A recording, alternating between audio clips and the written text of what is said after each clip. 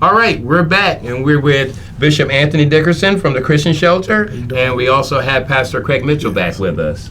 Gentlemen, thank you for joining us. Thank you for having us. Thank you for Yes, having yes. us. Now, before we bring Kanisha in, I want to talk about what our youth are dealing with. I mean, you're a teacher, and you have to deal with kids that have to deal with pressure as they go in there. Can you tell us a little bit about some of the things that they deal with from your point of view? Some from the homeless point of view, as a homeless director, shelter director, I see a lot of kids bullying. They're being bullied. I see that all the time. We see children with depression, anxiety, and believe it or not, we deal with some children that have anxiety about being homeless because they're scared they're going to be teased, and because when children start teasing you, they have no filter. Right, absolutely. They don't have no sympathy whatsoever. Wow. So, and we try to protect the children from that. So if I find out that a children is being bullied, I'm finding out what school that child go through, and then what plan or what course of action do the school have in place to accommodate this child. Now, as far as thank you, when they get off from school and they come back to the shelter, do they talk about some of the pressures they deal with? Oh, absolutely, because we have a children ministry, and our children ministry composed of a children. We have a children teacher, we have a social worker, we have a teacher, and then we have a aide. Is like a college student and so forth, and they do a real good job, really getting the problems. What problems are our children having? Because one of the young lady is a vice principal at a local school here. Okay. Not here in Wycomico County, but in Dorchester County. Sure. And also, she's a member of my church. Wow. So There you go. So she knows what to look for. She knows what to observe it, and since she started, we had to address some situations within the shelter, and with the team of us, we was able to resolve those issues. Well, good. Now, on the positive light, you had a young man that graduated last year with. I'll let you tell him. Yeah, a young man, and which I'm proud of. He graduated with honors. And he was homeless. Yep, he was homeless. He was homeless for about a year. Wow. And when we broadcast that, he was getting phone calls. Phone calls were coming, and he was able to buy a car, and he was able to, actually, the donations helped him be self-sufficient. Yes, sir. Good stuff. Absolutely. Yes, Wow. he's self-sufficient, and now now his mother and father. It was like at the last minute they found the place. So wow. So being homeless did not negatively affect his grades. I mean, does it affect people's grades? Well, here's what he told me. He says, I was homeless, but my mind wasn't. That's deep right there. That's wow. And so that kind of blew me away. When he made that statement, I said, okay, yeah, this guy's ready. Now, what school was it? Stephen Decatur. Stephen Decatur. Stephen Okay. Decatur. Okay. Yep. And what school do you teach at? I'm at Bennett Middle. You're at Bennett Middle. What do you see? I mean, coming in as far as the kids from home. So I just started year 17. Thank you for all you do. I enjoy it. Mm-hmm. It's about making an impact. Mm-hmm. And in all the years that I've been a part of the school system, there's not been 1 year where there has been at least 1 to 3 cases where a student or students were homeless, or they were in transition. Wow. They didn't have a permanent place of residence. They had options, but not all the options were feasible for them.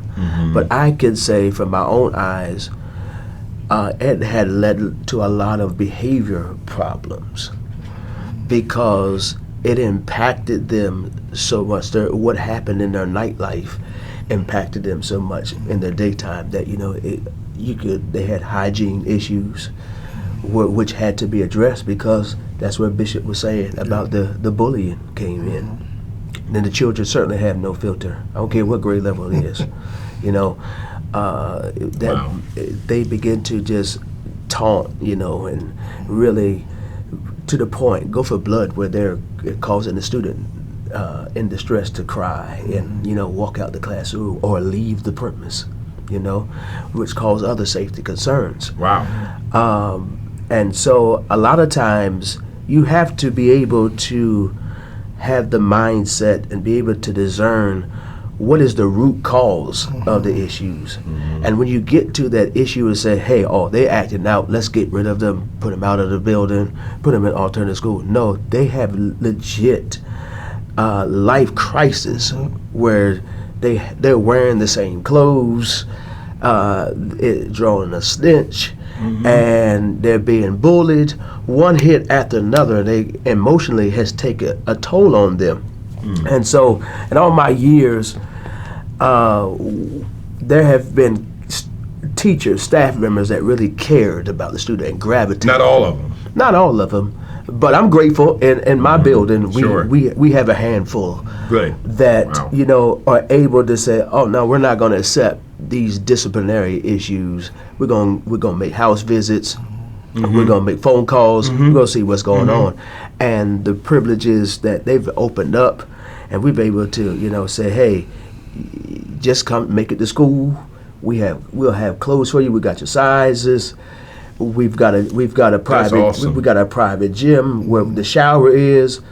And it's that building that level of relationship where we're saying, "Hey, what happens here is for your betterment. We're going to do what we have to do." And in the 17 years, we've seen amazing turnarounds. Just that. And so I can't say all the cases have ended up in good results, but I promise you about 85% of those cases in the 17 years that I've been in existence have had positive results. Well, and thank you. But my question is again, you being a minister, you show care. But are there cases where that care is not there for those kids? And then they end up just taking and bottling that up. And as Bishop was saying, sometimes they take that home. Oh, absolutely. Because a lot of times the children go to school because they know that they're going to get the needs provided for them. Wow. That's just real talk. That's just how it is. I cannot be deceiving. They'll come because they know they're going to get meals provided, and once breakfast and lunch has gone, then it's on and popping after that. But there have been a lot of cases that the care is not there, and they just write them off and just say, "Oh, you're just curse them." Basically what you're doing, saying, "Oh, you're just another stereotype. You're not going to make it." And I wish I could say that, all those cases ended the way Bishop just, talked to us about. But I believe that young man, amongst others, had solid people around. Including Bishop. And I can just honestly say, and I know for a fact that anybody that comes in contact with Bishop, the impact is going to be solid. Too nice. Gonna be positive. Awesome. That's real. As a kid, I did my best to keep my mom away from PTA meetings because I didn't want her to know what was going on. But let me ask, in today's world, how many parents actually interact with the teachers at those meetings? As a teacher, I remember me growing up, my mom came to every PTA meeting. Yes. I would try to hide with it, but she found out anyway. But it's disheartening because you can have 1,000 students in the building, and I'm not exaggerated, you can probably have 20, 25 parents that come to a PTA meeting. Wow.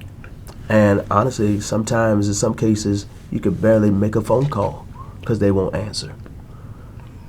And so that's real. So that's the disheartening part. Times have definitely changed, and just to add to that, that's another factor to the impact it has on the child, because someone that should be caring is nonchalant, or they're not home. Right, and specifically the father, because it's a known fact that when fathers get involved with their child's education, the behaviors will decrease. The skipping school will increase. Because I used to run a fatherhood program. And in Caroline County, I used to run the fatherhood program. And I used to, work with fathers to support their children, to show up for the PTA meetings, to show up for different activities and so forth. And the father plays an important role Absolutely. into a child's life. Absolutely. Absolutely. So if a Absolutely. father is there, that child is going to escalate. And I have testimonies on record because I was working with this father. His son was getting in trouble, always getting suspended. Always, he was just doing everything. But when his father got connected with him, his grades shot up. He made honor roll. Wow. Phenomenal turnaround. Wow. So I think there's I think a lot of times I think it's important that we put emphasis on parents, specifically fathers, being involved with their children's education. And there are certain things that we can do. We can partner with the school to make sure that that happens. We just going to have to keep on chipping at the ice. Absolutely. Yeah, thank you. Now, how would you rate the work is being done as far as those that are elected to the education? In other words, how are they doing as far as going out there and mixing with and talking to teachers, talking to parents, talking to the shelter? Because it is important for them to know what's going on, not just be at board meetings. Yeah. Elected official has to remember what they were elected to do. They were elected to be representatives of the people who voted them in the office. A lot of times that don't happen. They get elected to promote their own agenda. When they do that, then we have a problem. We have a problem. They have to do things what the voters elected them to do in the first place. And I believe city, whether it be city or whether it be county, they need to have town meetings. What is it that you want me to voice? What is it that's good. on your heart? That's good. They should have ongoing town meeting on a regular basis. And I don't want to hear, "Oh, I'm too busy." No, busy doing what? You're right. No, You're right. No, you were elected for the people, so you got to be there for the people. Just like when you go out and campaign. And well, vote for me, vote for me. You have to do that same thing. And you should be meeting with the districts. And I'm going to say that again. I'm going to say that on camera. You should be meeting with the district that you represent. Because a lot of times the district don't hear from you till the next election. And that's all I'm going to say. That's 100% correct. I like to piggyback off of that because me being also a vice president of our local teachers union chapter, Yes. I would say that in the past couple of years, there have been a handful of the elected officials didn't even have an inside scoop on what was actually happening in the system as it relates to the school systems. When we made known that, of the low test scores, when we made known of their underpaid staff members, it was just eyebrow raising, to them. And that would be my ask, like, don't settle for secondhand or what Right. you think. Yeah. That's why he was saying you got to be out there.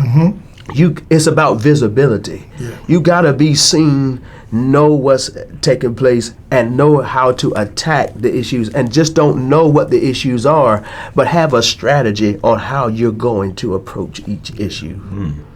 And they have a song called "Boots on the Ground." Boots on the ground. And so again, when you're elected official, you ought to put those boots on the ground. That's right. That's it. That's it. Wow. Thank you. I was talking to a school board member a couple of days ago, and they say that they have 2 meetings a month, and I think it was 4 hours per meeting.